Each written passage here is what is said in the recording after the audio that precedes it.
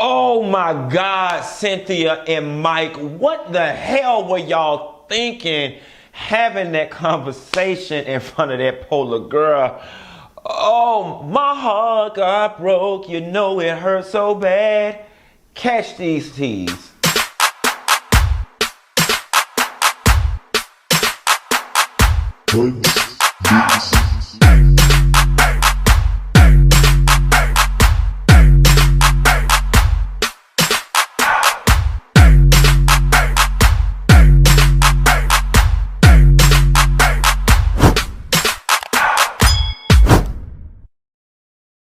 Nessa girl, we starting this video all out of sequence because I had tears rolling down my face when Mike's daughter KK not only left the kitchen, that's when the tears in my eyes watered up, but when Mike went into the room and KK broke down, I completely fell apart, and this video invoked something very personal in my life because I can remember a specific conversation of when my father told me that I was the child that he had from a woman that he never loved.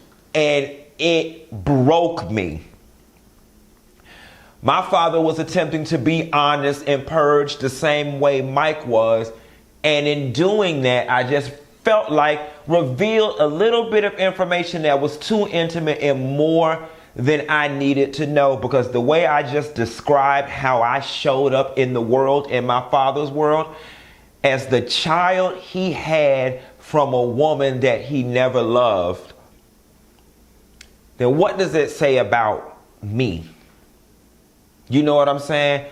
I am the product and the everyday reminder of this shitty ass relationship that you were in. You know what I'm saying? And it just, that was a lot. And that's that girl's mother still. You know what I'm saying? And everybody feels that their mother can do no wrong and their mother is worthy of being loved. It just was not a good look. To be honest with you, KK's ass shouldn't have even been down there with them grown ass, something 40-year-old plus old bats.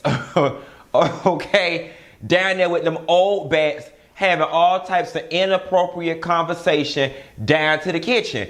KK's ass should have been with one of her basketball mates or soccer mates or library mates at the neighbor house, to the movie, on a date at her mama house somewhere with her sister. I can think of 400 other places KK's ass could have been other than in that house while they was having that party. In worst case scenario, if you couldn't have found nowhere for KK's ass to go, she should have been upstairs playing Nintendo or on the Instagram live or whatever the case may be. But down in that kitchen, and I get it.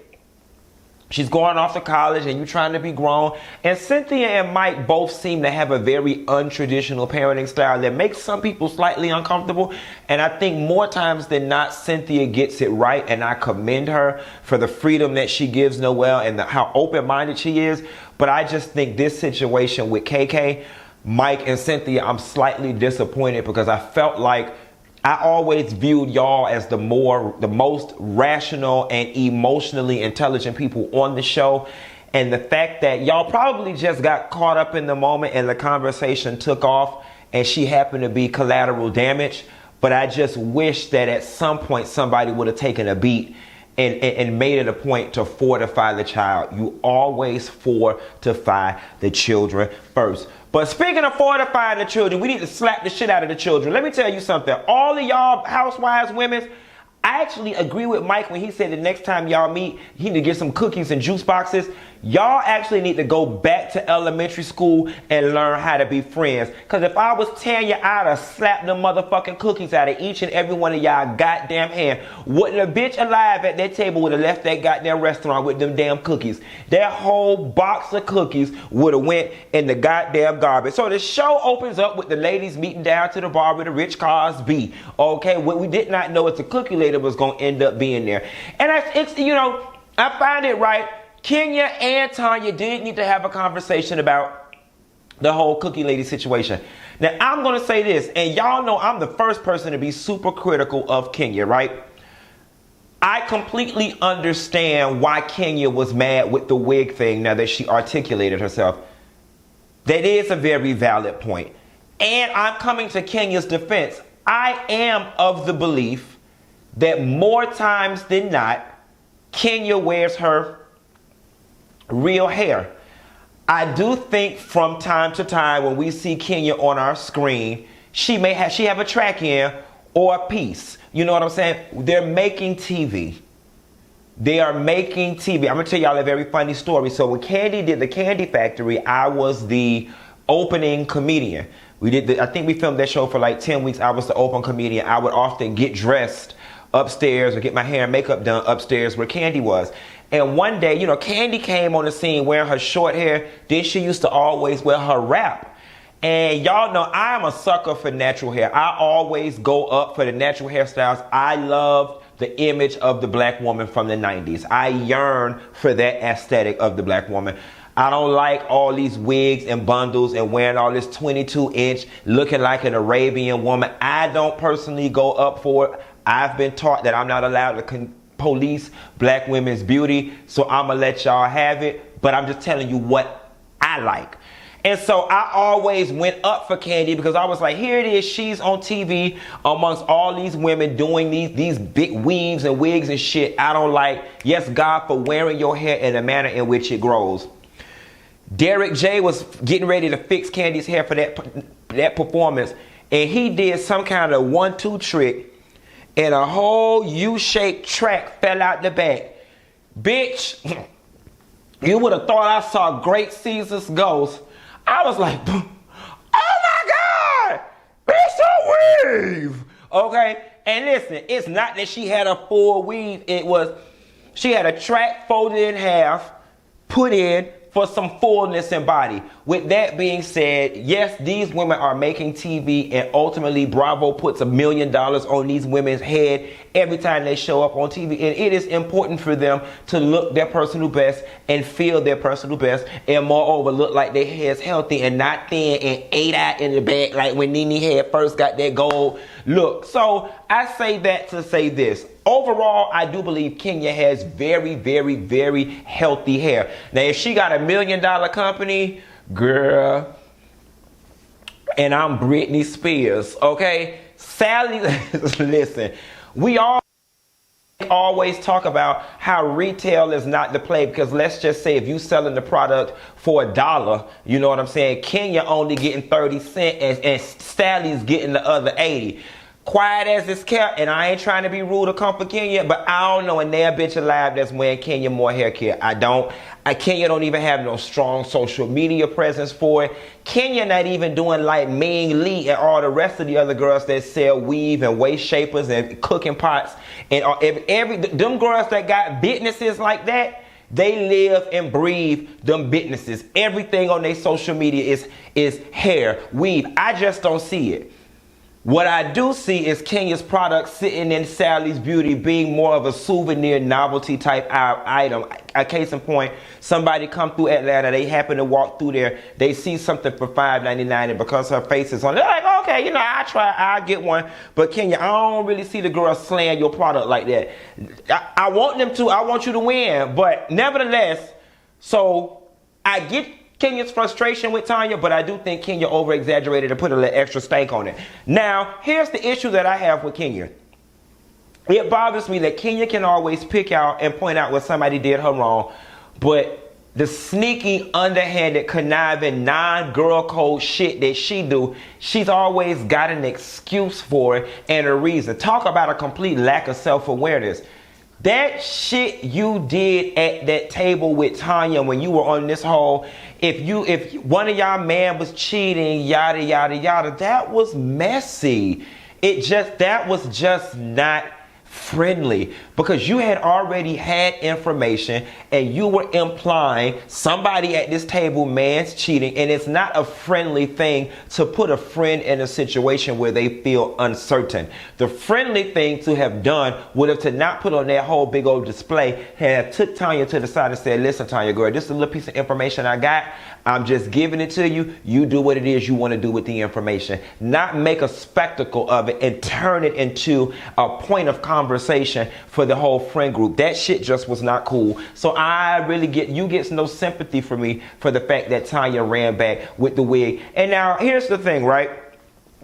Now that Kenya has broken down what her frustration was with Tanya, and Kenya feels that Tanya did it maliciously, I do have to stop and pause and say, well, you know, damn, Tanya, I get Kenya's frustration. Did you do that out of malice? Here's what I will say.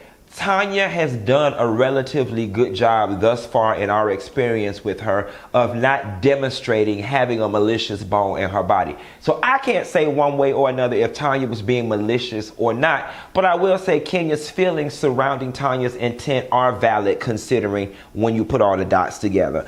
Moving right along, the cookie lady came through and started referring to herself as, oh, it's not my fault that I'm gorgeous, this, that, and the third. That was a complete plant. And I question the fact of if Tanya at any point has ever expressed any insecurity about her looks or other women's looks. Because if you notice, from the moment that this cookie lady surfaced, gorgeous is the word that's been floating around.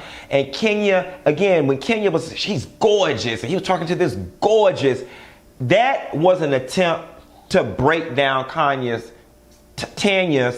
confidence and esteem in her relationship. As to say, oh, and he was talking, it's one thing to say, I saw your man cheating on you, girl, I'm gonna put you up on game.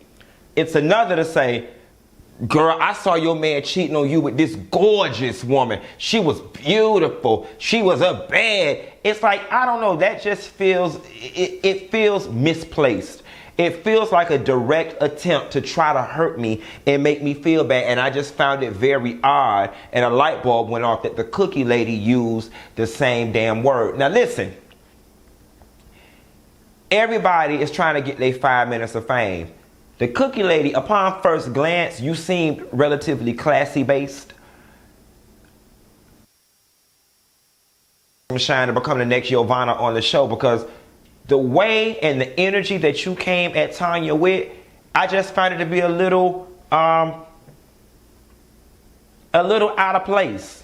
Especially for somebody who came just saying, I'm just trying to put somebody up on game and this, that, and the third. And to be quite honest with you, cookie lady, you really didn't owe Tanya shit.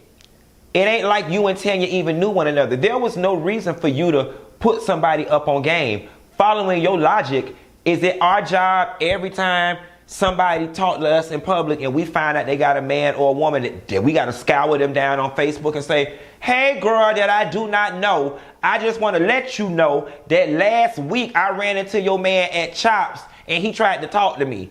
Like, that shit don't even make no damn sense. And I'm going to tell you something. I love and respect Tanya's response to it, because Tanya let it be known, bitch, this ain't got me shaking or stir, and it ain't finna tear up my damn household. Nothing happened. Okay, yeah, y'all say he talked to her. Yeah, y'all say he tried to get the phone number, but nothing happened. Trust and believe, when Tanya got home, she cussed Mark ass the fuck out for putting her in a situation to be embarrassed down to the Bravo TV. But she was not finna give you hoes the satisfaction of thinking that her house was on shaky ground, because women like Kenya will get a small smell of blood in the water and they will continue to attack that point until they break that damn woman down and make her run off that damn show like they've done other women in the past. But like I said, I'd have slapped the shit out that cookie lady and them goddamn box of cookies in her hand. And if y'all notice, Eva was sitting at that table so damn uncomfortable. Eva legitimately contributed nothing to that scene post Kenya walking in, because the shit was just uncomfortable. Eva was making me uncomfortable. Porsha and Dennis go to counseling. I want to put a flag in the play for black love with Porsha and Dennis. For me, this was one of the very first times that I have seen black love in counseling speaking as in-depthly and thoroughly about infidelity and what it takes to heal from it. I think that was a proud moment in black history about what it takes for a woman and a man to heal from something like this. Most times when we see them go to therapy on these shows, they skirt around it. We see them go to Dr. Jeff. We see them go to Dr. Sherry. They say a little 1-2 over here, a little 1-2 over there, and we don't get into the real nitty-gritty, and rightfully so. These are real issues that people are dealing with. But I love the fact that Dr. Sherry And Dennis and Porsha went there on camera, and that Porsha was that vulnerable with those cameras rolling in terms of, I want my marriage and my potential marriage and everything to work, and when we're up and moving and when we're in the routine, everything is fine. But it's when the curtain closes and the lights go off that all those emotions come bubbling up again. And even seeing Dennis's response, you know, and it's funny because men are from Mars, women are from Venus, or however it goes. And while Dennis is the one that did something wrong, he still legitimately believes, at least a small inkling of himself believes, that there is things that she was doing that somewhat prompted him to cheat, which is a bunch of bullshit, but they're his feelings, thus they're valid.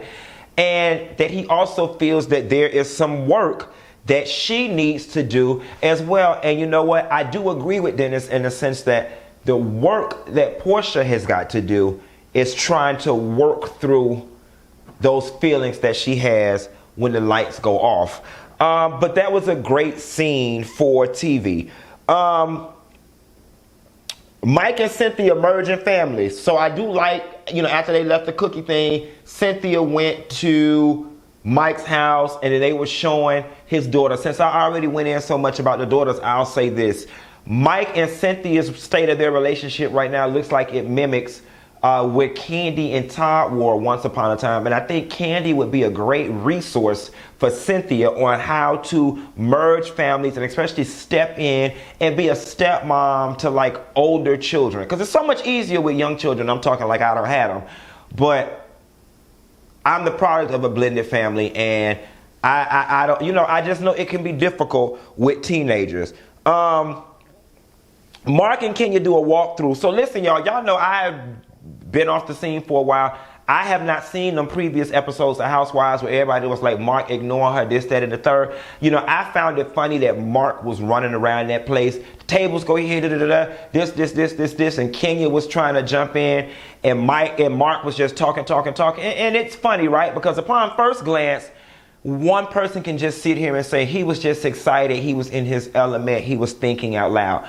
But when you put the way he was dismissing her thoughts or not including her in the conversation, and you factor in previous exposure to Mark and experiences between them two, it kind of reveals and makes us feel like there is a lack of respect for Kenya's intellect and input. There may even be some misogyny in there. I'm a man, you a woman, shut up and let me do this. You know what I'm saying? I got all of that from that situation. So then Mark calls Mike, Cynthia's fiancé, and they get to talking on the thing and all want to hang out. And that was cool and well. And then when Mike hangs up the phone, he asks Cynthia, what was that and what's going on? And Cynthia went into the way they played it like it was a long drawn out story. And I just giggled and laughed my ass off because Mike seemed to be so not interested in that bullshit. Moving right along, Todd and Kandi in the room picking out paint. Kandi, in that scene, you done had a good sense God gave a damn billy goat. If you already know there's a trust issue between your mama and your husband, and y'all's history as tumultuous, their history is as tumultuous as it's been, and it feels like Mama Joyce flaring up again, why on God's green earth would you volunteer that information to your husband? I am the firm believer that as a friend, as a lover, and your secretary, if I love you, it is my job to protect you. See, some people carry this ideology that if I love you, it's my job to tell you everything. It is also my job to protect you. And if I have this piece of information back here that's not going to cause you no bodily harm, that's not going to alter the course of your reality on a day-to-day basis, and it's basically useless information that's not going to do anything but hurt you, put further doubt in your head, or exacerbate negative feelings that you already have, then baby, I could just hold on to that. Kandi, that whole situation with your mama and her will, you could have just held on to that. Todd ain't need to know nothing about that.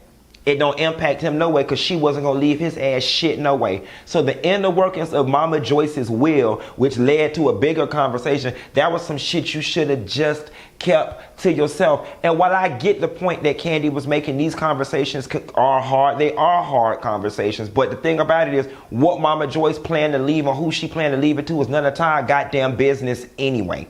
So for you to bring it up and then to bring up her feelings behind it all, if I was Todd, that shit would make me feel bad. Like every time your mama came to the house, it would make me just want to go in the room and close the door and eventually get to a point where I'm like, your mama can't come around here. Because nobody feels like being or wants to be in a situation where they feel like somebody don't like them. Then it opens up these feelings of, well, damn, am I not good enough? Why don't she like me? Then it makes that man feel like he has to walk on eggshells every time he's around her or when he moves in the street because he's already got somebody who is so doubtful of his intentions. Now, listen, if we're going to have the conversation, let's have the conversation. My